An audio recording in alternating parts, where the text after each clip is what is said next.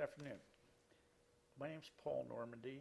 I'm an energy savings performance contractor, and I'm here to talk with you bankers and finance people about how we can better work together to accomplish many of the energy savings contracts that we need to in support of doing projects that will help school districts, public building owners, private building owners to save major amounts of money on their energy bills on a daily, monthly, yearly basis.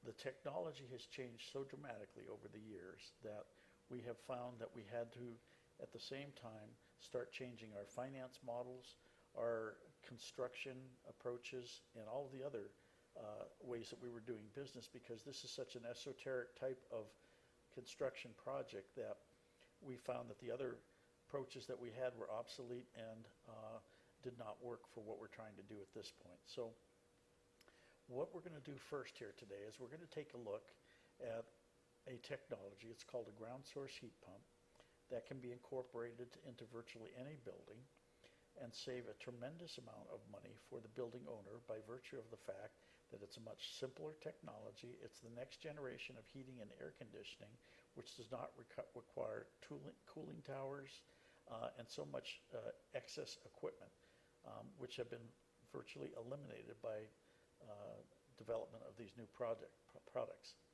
And this is the way that it is with most of the energy saving features and equipment that has been developed in the last 5 or 10 years, is we're so far ahead now of the building community, the finance community, and the regulatory community that we need to find a way to educate all of the people in this process so that we can begin using more effectively these new technologies that are out there.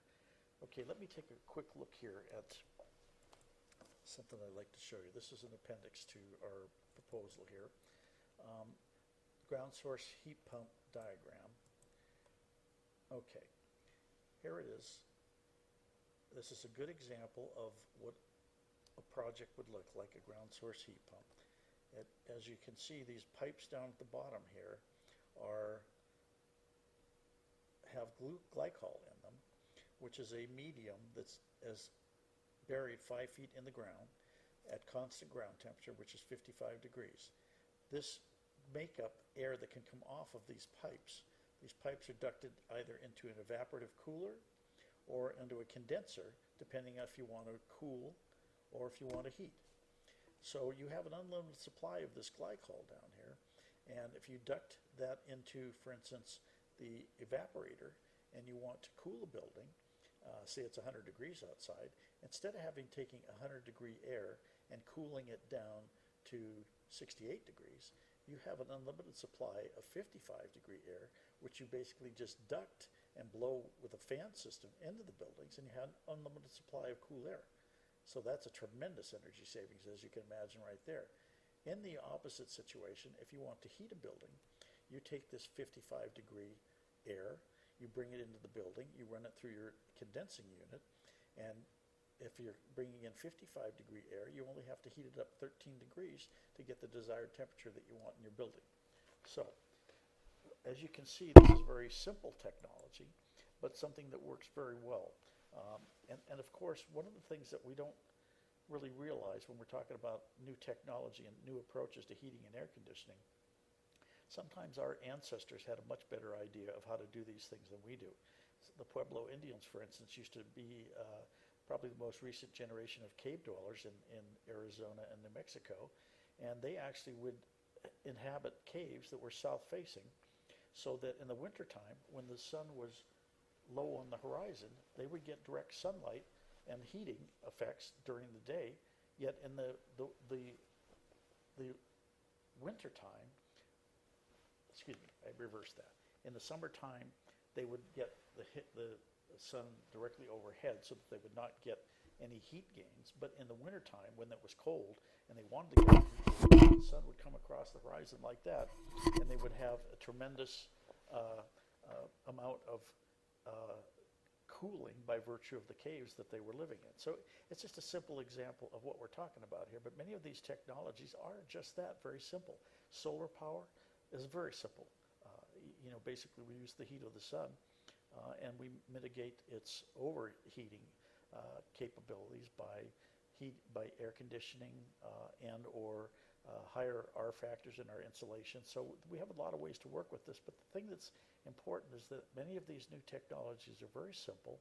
They're not as equipment intensive, and so as a result, they're much less expensive for the building owners and users. Let me show you an example here of what we're talking about when we talk about how these projects are done. We would select, or you would select, an ESCO, which is an energy service company, and we would then actually develop a chronology of events here in the example of doing a project for you, in which we would first come out, and I'm speaking from the perspective of an energy savings performance contractor now. We would develop a profile on your particular facility. We would develop an RFP once we decided what needed to be done with the building for maximum efficiency. We would develop a request for proposals. We would then invite ESCOs to tour your facility, these energy service companies. And when I say we have to do this with RFP processes, that's a much better way to organize your scope of work and the detailed work that needs to be done, but also at the same time get the people in there who are qualified to do this business. A lot of these projects are not going to be able to be done by your local contractor. It's someone we're going to have to maybe bring in a state or two away from where you are. But because of the sophistication of the technology and how quick it's all changing, we need to work with energy service companies who are specifically trained and educated in how to use this technology. We would also then at that point work with you and help you evaluate your proposals that are coming forward as response to your RF request for proposals. We would also work with you a little bit at this point and talk to you about what we can do for you as an energy service company and what an ESCO can do for you. What they would do first and foremost is they would identify energy savings capabilities, equipment, types of projects that would address your specific energy needs. They provide engineering services from design of equipment right on through the specifications of what needs to be done, arrange to purchase the equipment, bring it on site, install it properly. They would manage the construction, specifically designed to work with a specific scope of work that was done by your energy management plan. They would provide long-term energy management and maintenance of the equipment and teach your facilities people as we move through the process how to actually utilize this equipment and how best to manage it. Then they would guarantee the performance of this equipment through this energy savings performance contract so that you would know exactly before you enter into this contract how much money they're going to save you, how you are going to have an opportunity to save the money on the spread and use that for programs, personnel, or whatever your specific needs might be. So let's review a little bit here on what this means. What we are proposing to do here is an energy savings performance contract. Come in, actually do a scope of work, determine what needs to be done for your project and for your building. We will guarantee what your energy savings will be. So for instance, if you're spending $100,000 on energy savings now, this technology that you just looked at here, the ground source heat pump, which saves about 70% of the energy normally would spend. So if you had a $100,000 a month energy bill, you'd be spending $30,000 instead. And that extra $70,000 a year that you're not spending will go toward retiring the debt on the construction work that's done.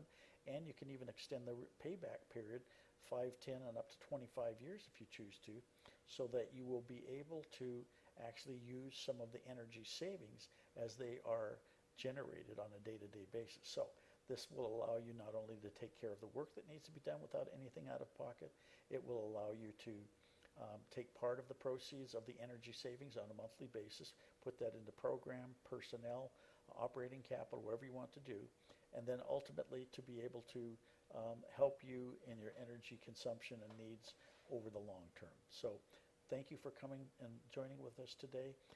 This will be the first installment of many meetings that we'll have, but we'd like you to take the materials that we've given you back to your management, and we'll go from there.